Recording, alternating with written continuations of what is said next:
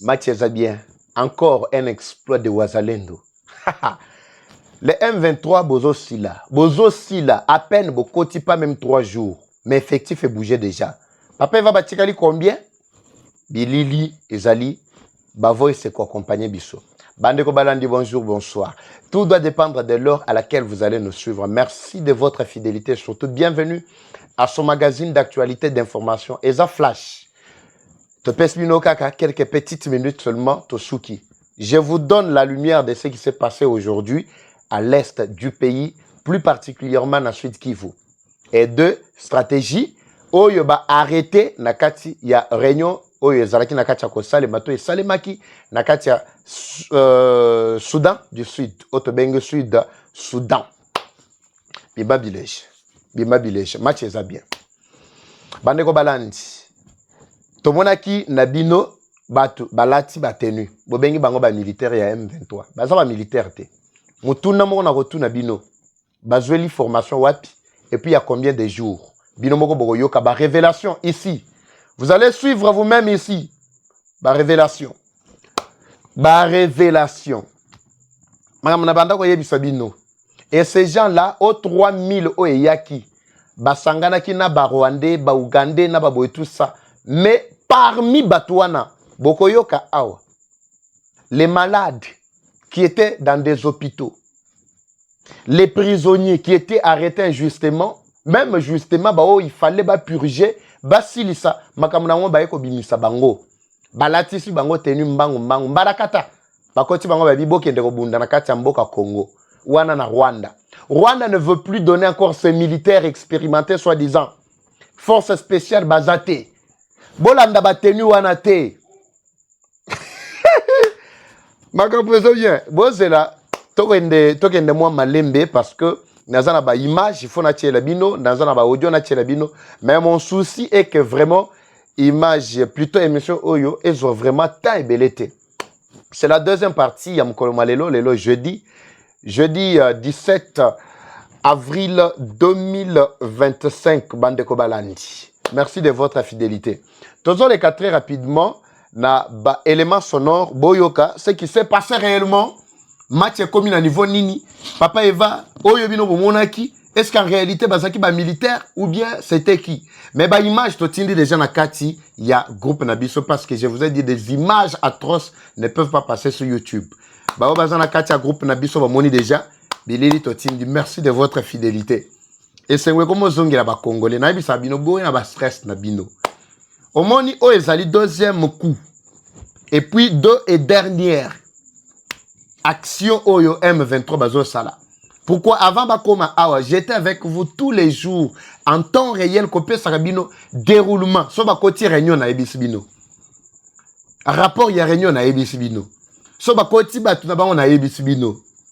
Ba waza soki ba bundi ba bomi batu wana na ebisi bino.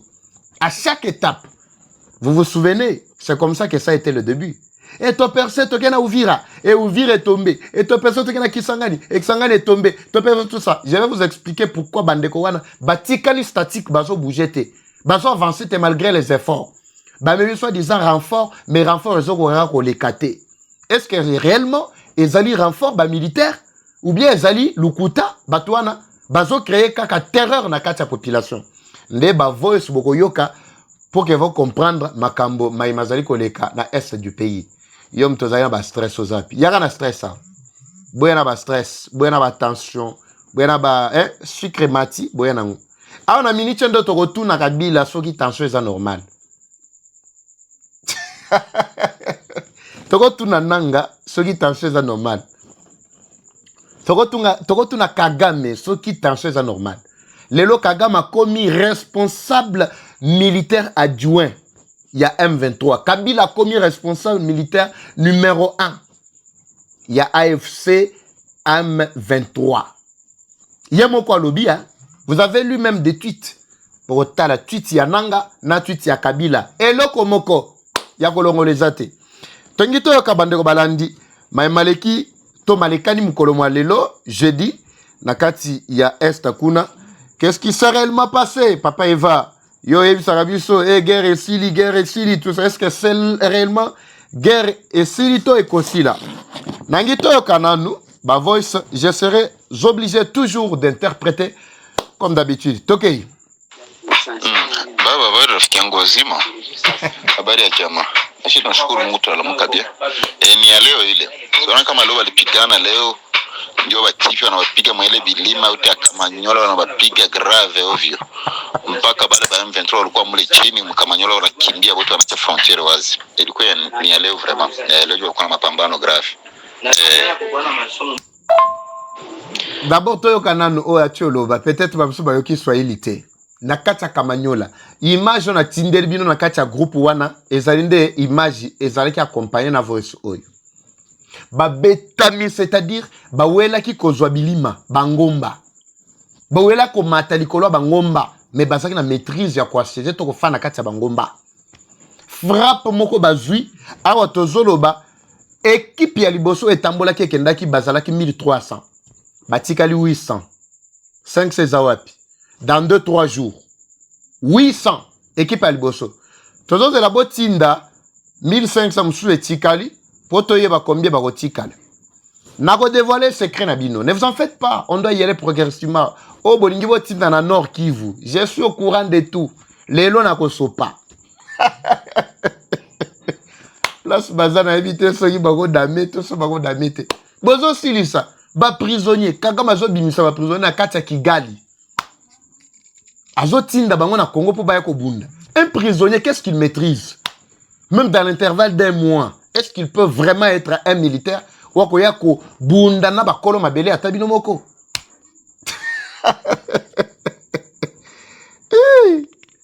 Badego match eza bien match eza tacos match eza calme toujours le match est commis bien tu sais que na kati ya Lubumbashi oui azana Lubumbashi afandi na kati ya Lubumbashi azo sepela a toujours le ba oui le chef de l'État est obligé de marcher partout. Nazo Zwabasango, je crois que je vais prendre nos frères qui nous appellent depuis Goma. Surtout ici, peut-être cette émission, nous allons revenir. Nos frères qui nous appellent depuis Goma, vous devez quand même patienter. Tout en Kati. Il y a émission surtout ici, peut-être on va revenir vers vous. Nabandi, en tout cas, on est de cœur avec vous, Bandeko Balandi. Tshisekedi Nakati, il y a Lubumbashi Pambate. Afandiwana et il fait bien son travail. Je ne veux pas beaucoup commenter Kuna Likolo. Pourquoi? Parce que Zana Mama Kambo, Kili. Je suis mieux informé. Na Mama Kambo belé, mais Torobe Tango Sima après. On ne sait pas secret d'État. Photo Barobate, la patrie Nabiso. C'est tout ce que nous avons comme patrimoine. Awa et Bito Voice Wochu Hollanda. Balobi ke ezali ya lelo. Nakati ya Kamanyola. Image, je crois, je vais vous partager l'image. Avant que tu aussi l'émission, vous avez une image. Oh, yonde komo kwa zana kata Kamanyola. Ezala na frontière kuna. Polele. Ba pakati mbangu moko ya kosaka na te ba musu ba kufi. Ba kufi bazaki tellement ebele. Bilili totini na kata groupe. Je pense que ba exploit ma kaso na bisa. Na bisa binoko bo banga na binote. Omoni bato bozala ko filmer eza lokola bana moko bakangi ka lokola bana classe moko bakangi bango balati bango teni ba bino botambola bato ba filmaka bino ba mona ndenge bozo tambola po ba banga ba mona ba militaire bango na bakoti. C'est tout ce qui s'était passé na ba 3-4 jours et tu oleka. En réalité, il n'y avait rien de sérieux. Ndeko alobi awani. Alobi c'est que vous venez de suivre ce soir. Lelo mkoloma lelo. Mapambano yangu vous sana. Affrontement oyo pedna ba lobaka ya kafu. Bango ba yaki ebeleti. Déjà ka sikasiko awa déjà 500, près de 500 déjà selon ba source nangai. Biso zo compter effectif na bino. Tabo tika la 1000 tokoye bisabaki keke no batika le 1000. Bino moko tabo tika la 1000 boko sala ka ndenge sambo silaki dernièrement nde boko pakata mbango bino moko bo libérer ba terrain nyonso bo libérer. Oye botindi ka moi peur ya pamba. Moi panique ya pamba. Ndeko alobi na kati ya Kamanyola basali bango ba boudin. Baba rafiki yangu wazima. Habari ya jamaa. Ashi tunashukuru. Boni libota. Biso to sepeli tozo kumisa Nzambe. Alamuka bien. Ni bien. Leo ile. Unaona kama leo walipita. Oui. Il est vidéo ni ya leo. La vidéo dont je viens de parler que je vais vous envoyer na kati ya groupe eza ya lelo.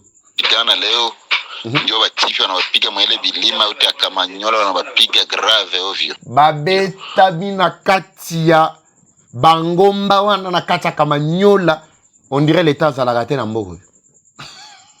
Mpaka bale ba M23 walikuwa mule chini mkamanyola wanakimbia wote wanacha frontière wazi. Ils ont fui. Ils ont fui. Et ceux-là qui ont essayé de résister, allez, babouaki bango. Bola.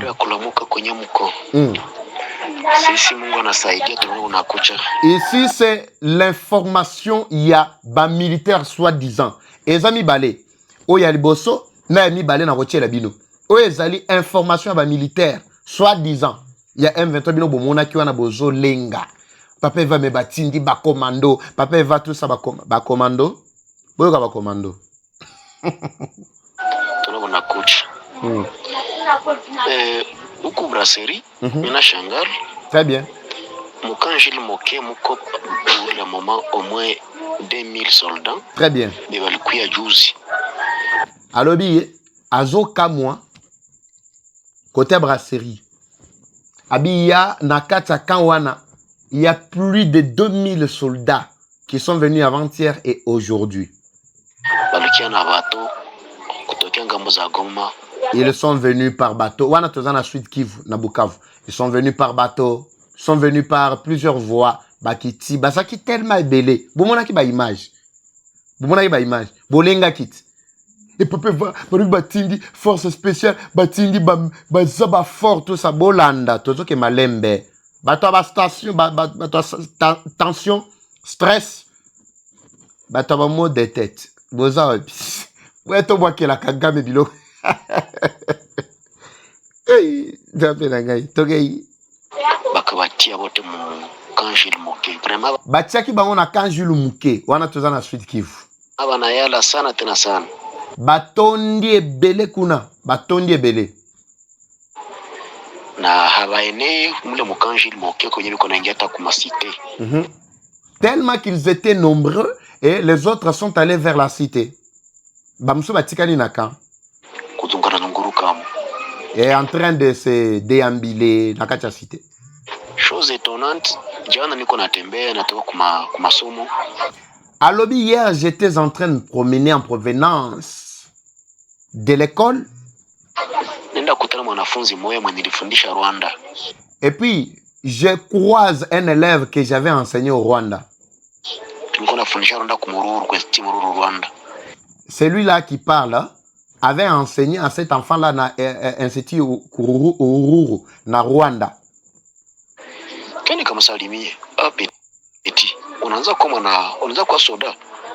Alors, quand il a rencontré le petit en tenue civile, à tout nier du coup, il lui dit, mais petit, depuis quand toi tu es devenu militaire? Yoka. Aïbisi a dit, non, prof, je ne suis pas soldat. Mais suivez, mais il est qui? Mais en tenue militaire plutôt. Mais il est en prison Rwanda. Batufungaka groupe bakatufunga sasa tulifanya association de malfaiteurs tukafungiwa nilikuwa shafanya déjà au moins 5 mois comme prison Rwanda. Vous suivez? C'est l'élève qui répond et dit non prof, je n'ai jamais été militaire. Mais la réalité est que moi j'étais au Rwanda, j'ai été emprisonné sous prétexte que non, nous étions dans un groupe qui est belé association de malfaiteurs. J'ai fait 5 mois dans la prison à Kigali. Suivez.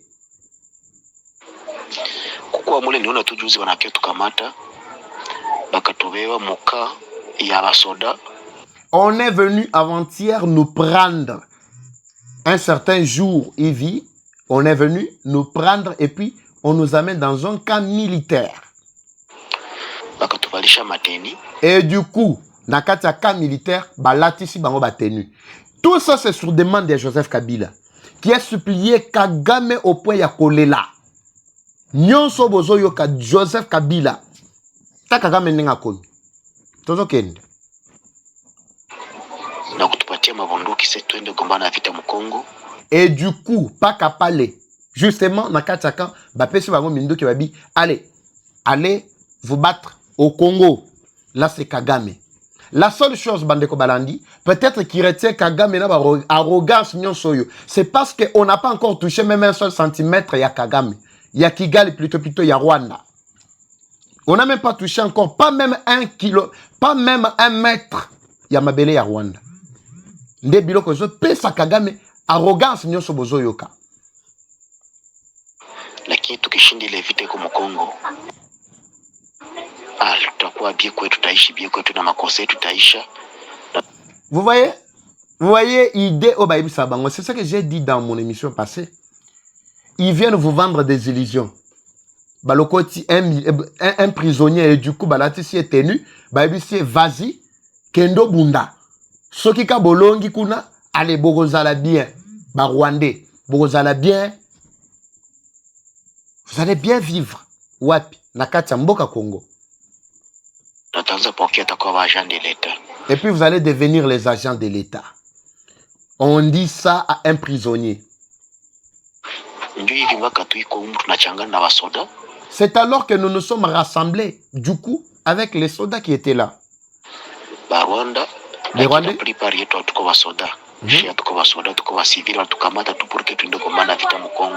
On nous a pris, nous ne sommes pas des militaires, nous sommes des civils. On nous a pris, du coup, des forces pour que nous ayons combattre la Katiamboka Congo.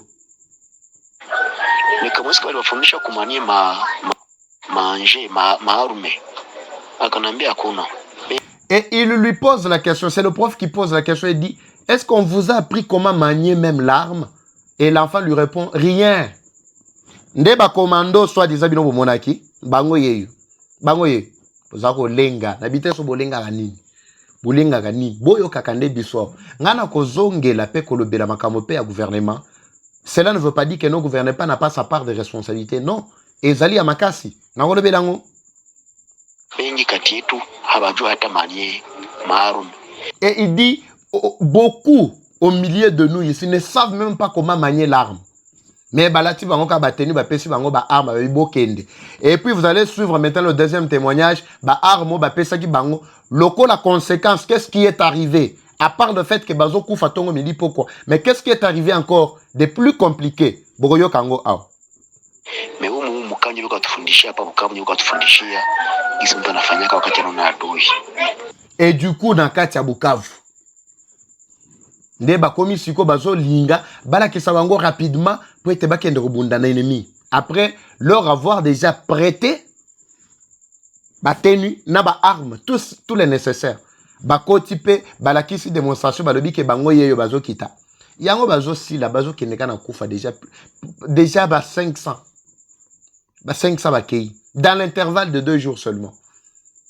Si tu es en bino 1 semaine, 2 semaines, bino boko mona civil à mon côté. Wazalendo ata mo boko mona yete. Boko sila ti boko sila embala moko pe bokata ni kana bokata na la fa passer. Parce que vraiment Rwanda c'est grave. Kagame est compliqué sana. Anapenda maliza population yake. Accent. Vous avez suivi? Et il dit non. Kigali c'est grave. Kagame veut vraiment exterminer toute sa population. Amoni déjà on ba tiaké déjà mal à l'aise na ba officier na ba lobi non. Côté ba officier na biso eza la force spéciale eza ba ko bimali susute. C'est ainsi que ba komi ko kanga batu. O l'équipe ba kangi yo mbala moko. Destination inconnue o komi kuna ba latio teni. Ba biso na kendo bunda. Zalaka awa na commandement na biso. C'est ce qui se passe na Kigali, qui se passe na Uganda, na Nairobi. Partout, bozo mona batindi ba militaires. Non, ce ne sont pas des militaires. Bazaba civil, ata obeta munduki ba ebite. Lewaza, carte yangwana. Ozo carte. Zama pambola bino. Bino botambola na lupe mamboka. Botambola na lupe mamboka. Bakosila. Boyoka. Ba témoignage c'est moi qui lit. Toujours sélectionner les alliés vraiment nécessaires pour nous faire comprendre ce qui se passe Namboka na biso au moment où nous parlons. Bako sabinote. Bolanda bango na kati ba media. Bo mona nde bazo kumi ça soit des militaires na bango. Nanga tweeté à Salibo ya lobi merci. Merci aux zolo bana banani. Ba fuya bogoyoka aw. Omoni M23 nde ekendaki kuna likolo na ngomba. Bakei ko nani ko tumbula bazalendo. Basali bango nini tata? Bazalendo babeti bango ba bakimisi bango ba uti kuna likolo bao bazoya kukotewe na kamanyola baokima nde babeti bango pe bazongi babeti ba commando ou bien babeti banani Bino non, je n'ai jamais vu un aventurier comme Nanga. Équipe aventurier tout ndenge bazwana ba Kabila ba tout wana pena AFCM 23. Natikala ko mona pena basuka bazo baneti ba binote. Donc en tout cas so to bito banda ko tanga pena basuka pena bizenyi. Tozo bandela nde aze. Donc tozo bandande na 10. Binosko bozana -0. Bozata na 0 position te. Mais comment bozon di makonsili sa population na bino? Bazo bomana anta bango na bango. Rwanda quelle kota population na ye aye sur place azo boma soi-disant population na bino ba congolais. Ba civil. Parce que devant les militaires, devant les wazalendo, vous ne pouvez pas tenir. Boko tenir na force nini. Boko tenir na lupemba nini. Boy bisanga. Boko tenir si qu'on a expertise nini. Na bisa bino que non. Formation militaire, il y a 3 mois, ils ont raté. Il n'y a pas même, il y a une année, ils ont raté. Attends, il y a 2 ans, ils ont raté. Ils ont raté. Et accélération, tout ça, non. Il faut bazala, encadrer, bazala. Vraiment, quand tu koye, toutes les ligues, il y a une guerre. C'est quoi la guerre? Bozolo ko tabana batu, banangani ba gokena bango ko bomisa bango pamba. Pamba. Ba vide. wazalendo nde wazongi na ngomba kaka nde makambo tomonaki lelo na moi lelo ça va pe batindi consigne ya lobi tokoya me toyebisi bino jour tele tokoya te très bien au bie date poko situka bolamuki biso tozaka kana mboka très bien ndenge bayebisaki biso na telefone mpona ngai naza na masa na ngai kuna bayebisinga soki oyoki mbuma bandi kopeta na nani na quartier yo vanda kaka na ndako na bana kokima te. Vous suivez? Ça c'est toujours le message que je vous ai toujours mis ici. Ce seul message que vous devez tous retenir. Et surtout mes frères et sœurs, vous qui êtes à Goma, vous qui êtes à Bukavu, so boyoki déjà que ne bandi, mutwa ki mumtwa bimate, boti karakati banda bo kanga ba porte. Ba waza batini mesa balobi biso tokoya toza wana papa va batindi ba renfort ye biso toni tokufa mboka oyo tout ça baza wapi boyo ka place ba mso bakenda ko kimela ojo esalanga ba bien penza ko eza ngoto ya ngote te oelandi toyo kanano oyo bon oyo ezaka presse yango moko nenga ba expliquer biso na bandeko na biso ce qui s'est passé. Mais na lingi toyoka oyo sikoyo pour que vous compreniez en réalité ce qui s'est passé c'est quoi batuana bayaki bazaki banani na minicho bazo suka wapi. Bamso bakomo kima na toilette. Mtokosi ke no akei petit besoin me libela. Akelongo la teni na kati. Na kati ya wese atiki munduki akamati mbango akini. Alobi ngai ndenge na zaboe. Niko mkonjwa, je suis malade. Bayeko lokotanga kutu bapota ngo pena no esilite balatinga teni bapesinga mundu babikendo bunda nako bandela wapi bolanda nani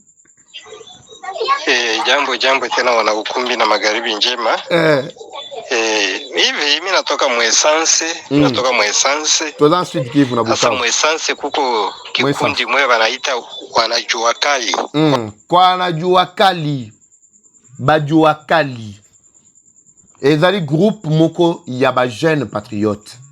Wale wanajua kali ndio wale wenye biko mo bakokai bakaribisha mabisi za Uvira Burundi bya vile.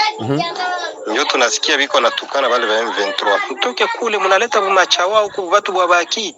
Migulu inaozaoza na mafunza ba prisonnier benya bavalaki hata biatu. Ndio mnaleta huko sema mnaleta basoda. Ande wananga ba bazo ka Swahili eze lengi direct pour ba interprétation ko pesa pe moi défaut mais c'est normal on peut ça bino idée générale mais ba bazo ka Swahili elengi moko to kana ko pesa bino idée générale na nini oyo na audio oyo oliena banda vraiment étape par étape ko expliquer nyonso to gena Amwezi sikia haya. Nyie nini mulileta huko? Mutoke bwana, tutabapondea huko kama mfanye hangi. Bo kumbe ile ekipe yote yenye ilishuka jana usiku, s'il vous plaît. Toutes les équipes qui étaient descendues, Lobi na Butu, nyonso wana. Ilirudia. Bazongaki. Ils sont rentrés. Pourquoi? Ndio hadisi niko na wapo. Ekipe yote yenye ilishuka inaenda ngambo za Nyangezi. Sasa ilienea ma 18h30, population haiko tena mbarabara ma 19h. Bakaanza rudia. Ndio habari niko na wapo. Bakarudia. Ils sont tous rentrés. Baobino bomona ki wana bazo bankisa bino wana bazongaki. Benye balipanda banapita Kafuruma nje ya kwenda Bunyakiri, asema na shuka Bunyakiri. Bao bakitaki nzela Bunyakiri, balubi bazo kita vers Bunyakiri. Abakufika ta Chivanga. Ils ne sont même pas arrivés à Chivanga. Ceux qui disaient non, nous allons affronter pour aller vers Bunyakiri et tout ça. Mais ils ne sont même pas arrivés même à Chivanga. Bakarudia. Ils sont rentrés. Bajuakali balibaona. Bajuakali ils les ont vus. Bajuakali wana bandeko wana bao bazalaka place mituka wekendaka Uvira, Bujumbura, tout ça. Gisi balienda na gisi balirudia. Biko wapi Mukanjil Moke Brasserie. Tels qu'ils étaient partis et ils sont rentrés, mais ils sont où? Parce que Mukam Brasserie. Boyo kana magabu. Njo mule manake muko etufe, usikie tu. Usikie. Aseme biko mingi mule, usikie tu. Sasa bale batu biko hai. Très bien. Ni batu benye ule umoya kwanza alikimbia jana. Vous avez suivi? L'un d'entre eux d'abord hier il avait fui. Ils sont venus en masse. Ils se sont entassés na katia Kanji Luana. Et belé bazalaki wana. Mais boyoka moko kati na wango akimaki. Akimeraki wapi? Panzi. Umwe alikimbia jana, sasa yenyewe biko banarudia. Akaenda lomba wese. Kwenye alienda lomba wese. Bo akagawa mwese. Ile ma 19h. Benye pale bakakuya mwambia, bona unagawa mwa wese. Huko nafanya nini ile saa yote nyo lombea wese? Tango bazalaki kokita vers Panzi. Wana tozaka presque na Bukavu. Parce que Panzi ezali suka bakote omi tukebele ekendaka we utaka essence na kacha Bukavu ekiti vers Panzi we utaka place de l'indépendance ekiti do ezalo kola terminus place pe mituka pe mwa ebele o ekendaka ba Uvira ekendaka ba Bujumbura ekendaka ba kwa mususu ezalaka mingi babi moko kati na bango akimi tango akimi akeko senga akota toilette. Yoga siko eloko esali mitango ke kota toilette. Bakakuta alisha. D'abord il a beaucoup traîné là-bas. C'est ainsi que Bajuakali wana ils sont venus. Mais depuis que tu as dit que zo kota toilette, mais toi t'as na toilette comme il a niveau ni. Quand ils sont venus vérifier pour savoir qu'est-ce qui se passe en réalité, on l'a trouvé en train d'enlever, il avait déjà enlevé la tenue. Et puis Munduki a tché yango Mupanzi. Boyoka. Aneyangushia WC. Il a enlevé sa tenue et a laissé ça toujours dans le WC. Na bunduki anetia kumlango ya WC. Et l'arme, il a déposé ça à côté ya porte ya WC. Naisha kwa mteni civil. Nakamuliza njoo nini? Déjà en tenue civile, on lui demande qu'est-ce qui ne va pas, c'est quoi? Il répond quoi? Ambia ule papa wa pale, baba, pardon. Mie nilikuwa mgonjwa, mimi natoka hospitali. Niko na 3 jours mimi natoka hospitali. Iya kutoka hospitali, niko tu kunyumba ninashimama nje kidogo, niko navuta hewa, niko na 3 jours mimi natoka hospitali, bilonda taa yapona, mwili hayakaza. Banakuya biko banapita nile gari yabo yenyewe natoka kamata ba prisonnier baba bebe Mkongo. Les commandos militaires prisonniers ya Kigali match komi polele esili banoko balani esili pona bango yazalaki kobela na bapota na ye kilikili abili yazana ndako na ya fandi atelembi kama moto amoni mutu kezo leka mutu ke uti komema ba militaire soi-disant ba prisonnier wana soi-disant ba militaire ezo me ba militaire et ba soldat prisonnier wana ezo ya na bango mbala moko pe ba kamati sur place bazui ba memiye bananirarua pale na mimi wananitia mugari na kufika mbele kule kukaa bananivalisha teni. Et puis directement on l'a mis dans le véhicule, on est parti avec lui, pas capable sur place et puis il a porté la tenue. Lakini njo hivi Atuni, est-ce que réellement c'est comme ça qu'on peut recruter na kati armée? Wana nde yi azo ebisa bande ko batuni balu meteni olongoli poani mundu ki yango otike bando yi oumeli yao nde réponse azo pesa bango. Mimi nataka angalia gisi ya kukimbia. Je suis en train de voir par quel moyen je peux m'enfuir. Ile tu ya kusema vile njo le papa akasema njo vile ase utakimbia sasa utaenda. Mais on lui demande, on dit est-ce que c'est réellement ça? Il dit oui. Mais tu vas fuir, tu vas aller comment et où? C'est mimi najua tu gisi ndakimbia na nikifika tu Ruzizi ndavuka na ndaenda. Ya lobino ngamo na yebi ndenge na kokima soka na komika na Ruzizi esili ngamo na yebi ndenge na kokata mai na ozana ngambo kuna. Ndio vile alikimbia. C'est comme ça qu'il a fui. Akaacha arme pale. Il a laissé l'arme là-bas. Kuacha arme pale wenzao wenyewe walikuwa na mungu pale nje ya lupango wanaingia sasa mle mnyumba. Malienda kwa somo iko wapi? Aseme on. Mbona nyewe mimi mnapasha uliza. Mtu wenu anaenda kuwese kule na anaingia kuwese na atoki mwende muangalie kule. Wanaenda kule kuwese wanaona tenia yule iko na sumbere mtundu ya wese na arme yao iko pale kumlango ya wese wakairekipere na wakaenda. Bande ko balandi. Je vous dis, la carte est complètement au paroxysme. La carte est déjà à la fin. Nyonso ba stratégie na bango nyonso e sili bango. Mayele sili bango. Bazwe ba soute ba bandelo wapi pe ba kosuka wapi. Ce qui se passe, c'est plus grave. Déjà na carte effective na bango, nous avons déjà éliminé na ba kota ki avant-hier, lobina lelo. Soi-disant, na ba 3 jours ba action déjà tozanango, déjà 500 to popoli déjà. Batikali combien? Bino mo bo beta ba calcul chaque jour. Na kati ba commentaire. Bon ça biso ba calcul déjà na kati ba commentaire.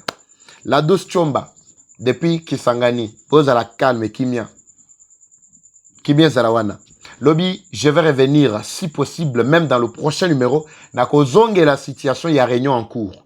Je voulais vous donner l'étape au bas étape mais bacho au signalenga ah keno papa Eva réunion ils ont continué jusqu'à ce soir. Cette nuit. Permettez-moi, donnez-moi un peu de temps. Il y a Kosili sa réunion en petit na souka. Ce qui peut rendre un rapport, ce qui rendre au DGC Salemi et ce qu'il prévoit planifier. Il n'y a plus encore à craindre Bandeko Balandi. Les Wazalendo suivez le message.